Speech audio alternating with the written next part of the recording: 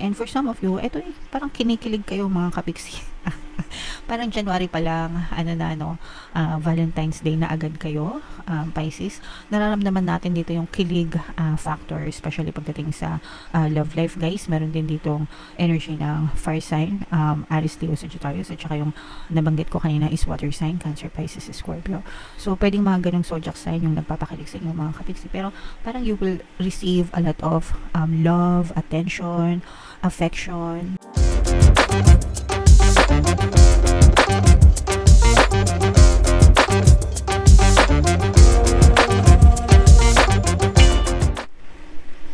Hello guys, hello mga kapiksi, Happy New Year, Happy 2025 sa inyo guys.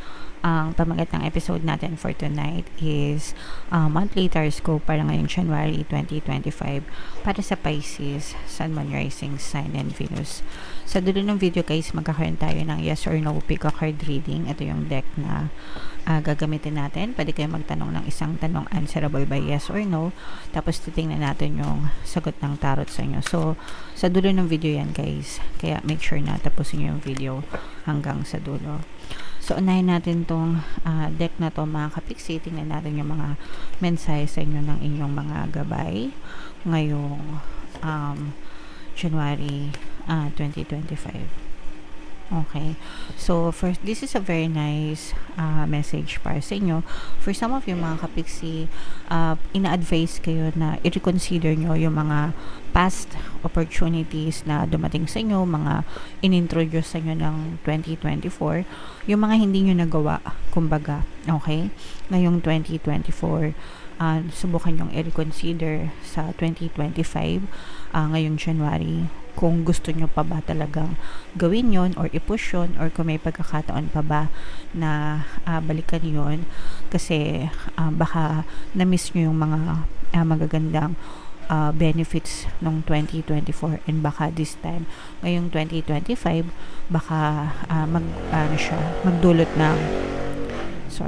magdulot ng magandang resulta sa inyo. Okay? So, pag-isipan nyo mabuti guys, isa-isahin nyo yung mga opportunities na dumating sa inyo ngayong 2024, and by January, balikan nyo sila, tingnan nyo kung pwede nyo silang i-consider para maging bahagi ng plano nyo for next year. Okay?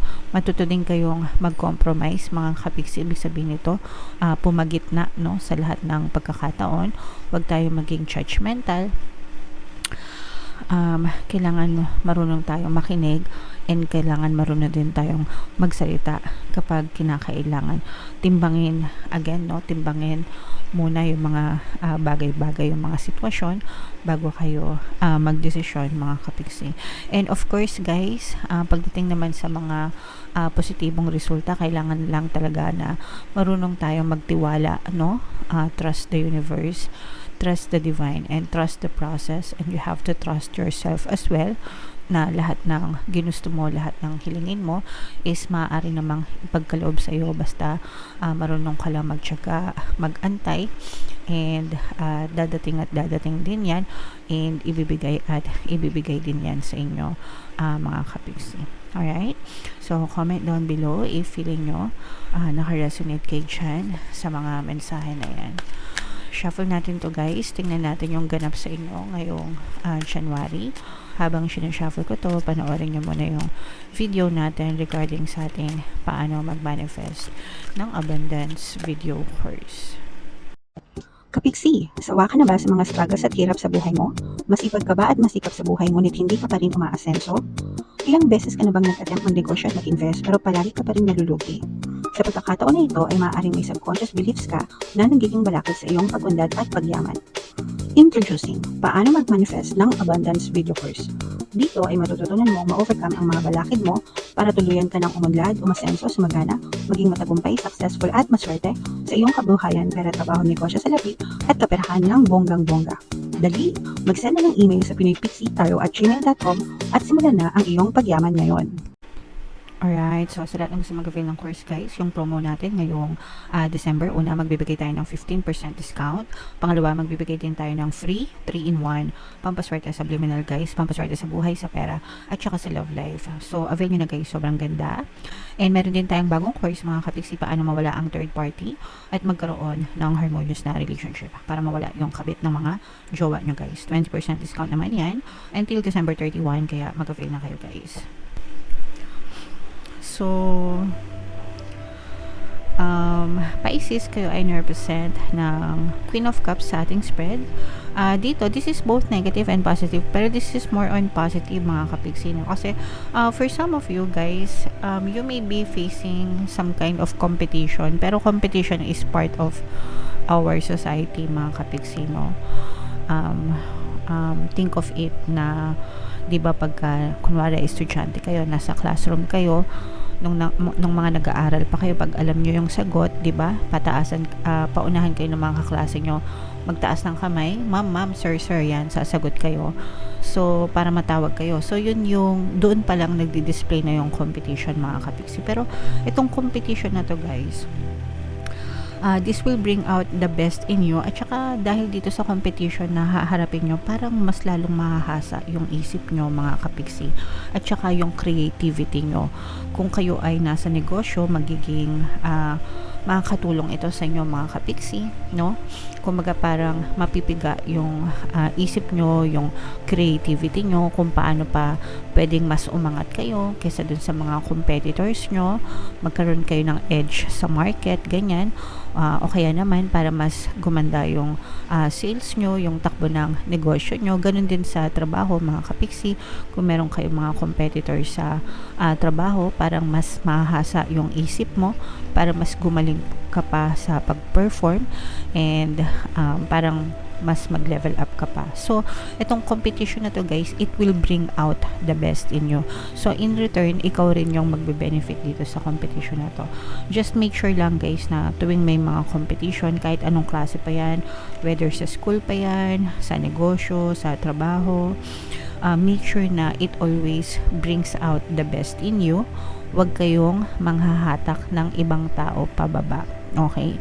Kasi yung iba, pagdating sa competition, imbis na atupagin nila yung sarili nila, ang ginagawa nila, ang inaatupag nila yung paninira dun sa mga competitor nila, which is very, very wrong. Kasi unang-una, magkakaroon kayo ng karmic debts. May balik yan na bad karma mga kapiksi, kasi bad intention yung ginagawa nyo. And pangalawa, imbis na mag-improve pa kayo, 'di ba? Lalo lang kayong babagsak. So, wag nyong gagawin 'yon, mga kapiksi. Okay? And another thing na nakikita natin dito, yung iba sa inyo may mamamanifest na bagong lover, bagong specific person sa inyong love life. Maaring may mag-confess ng kanilang nararamdaman sa inyo, mga kapiksi. Pwedeng may mga secret admirer kayo. Pwedeng nasa paligid nyo lang ito guys. Yung iba nasa friend zone right now. Parang magmamature yung inyong relationship, no? From friends to lovers, ganyan. O kaya naman yung iba sa inyo parang feeling ko nag-MU na kayo, ganyan. Uso pa ba yun? Nag-MU na kayo right now, and by January parang gagawa ng official move, official confession itong person na to para i-declare yung kanyang pag-ibig na nararamdaman sa inyo. So, i-mail nyo na yan guys sa comment section sa mga kapiksi natin na nag-aabang ng kanilang love life mga kapiksi. Okay? So, i-mail nyo na yan. Mine love life, mine good competition. So, what else mga kapiksi? Tingnan pa natin. Ito yung sinasabi kanina na maaaring may opportunity sa'yo in the past, mga kapiksi, na pwede nyong i-reconsider at balikan, kasi maaaring may ito yung mga missed opportunities no? Nung 2024, mga hindi mo nagawa nung 2024, parang nagbabalikan sila ngayong January, and parang sinasabi nila, baka gusto mo tong pansinin right now, no? Kasi baka magandang timing ito para sa'yo. para gawin mo itong bagay na ito. So, you have to think hard mga kapiksi. Again, no? Timbangin mo muna mabuti yung sitwasyon, guys. And for some of you, ito parang kinikilig kayo mga kapiksi. Parang January pa lang, Valentine's Day na agad kayo, Pisces. Nararamdaman natin dito yung kilig factor, especially pagdating sa love life, guys. Meron din ditong energy ng fire sign, Aries, Leo, Sagittarius, at saka yung nabanggit ko kanina is water sign, Cancer, Pisces, Scorpio. So, pwedeng mga ganong zodiac sign yung nagpapakilig sa inyo mga kapiksi. Pero, parang you will receive a lot of love, attention, affection, no? Parang maraming humahanga sa iyo, maraming natutuwa para sa iyo, maraming nag-admire para sa iyo. You're attracting more love and more attention, and dahil doon parang mas nagiging confident ka sa sarili mo, GGSS, ganyan, gandang-ganda sa sarili. Yung parang lumalabas, yung parang nagiging blooming ka, Pisces, no? So, pwede nyo pakinggan sa mga babaeng Pisces, pwede nyo pakinggan, guys, yung panghalina, subliminal, self-love subliminal, yan, para talaga maganda yung pakiramdam at tingin mo sa sarili mo, and in return, magiging maganda din yung tingin at pakikisama sa'yo ng ibang tao, mga kapiksi. Okay? So, i-mind nyo na yan, guys. Mind blooming, mind magandang relationship, attention, affection, ganyan, sa ibang tao, tsaka yung love confession, yung sinabi ko sa inyo kanina, mga kapiksi. So, comment down below if naka-resonate kayo dyan, and i-mind nyo na yan, guys, sa comment section. So, ito na yung ating pick a card reading. Huminga ng malalim, guys, tas itanong nyo sa isip nyo yung tanong na gusto nyong malaman for January. Isang tanong lang, guys, and then pili kayo ng isa. So, dito naman, habang sinashuffle ko to, sa lahat ng gusto mag-join sa ating membership program, guys, i-click nyo lang yung join button dito sa baba, o kaya naman dito sa taas ilalagay natin yung link. Kapag member na kayo, magkakaroon kayo ng access sa mga exclusive videos natin regarding manifestation using the power of your subconscious mind and law of attraction. So, ito na yung ating pick a card, guys. Hinga ng malalim, tapos itanong nyo sa isip nyo yung tanong for January, and then pili kayo ng isang card. Ito yung card 1, card 2, card 3. Kung card 1 ang napili nyo, guys, ang sagot sa tanong nyo ay yes.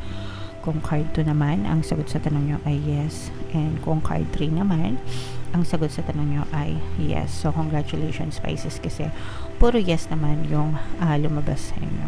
Alright? So, comment down below if naka-resonate kayo, guys. And, yeah. So, ito yung ating 2025 kapalaran. Ito naman yung ating success stories ng paano mag-manifest ng abundance video course. Click here to subscribe, guys. Ito yung ating mga pampaswerte subliminals. Thank you for liking, sharing, and subscribing. See you next time. I love you all, mga kapiksi. Have a nice day. Bye-bye.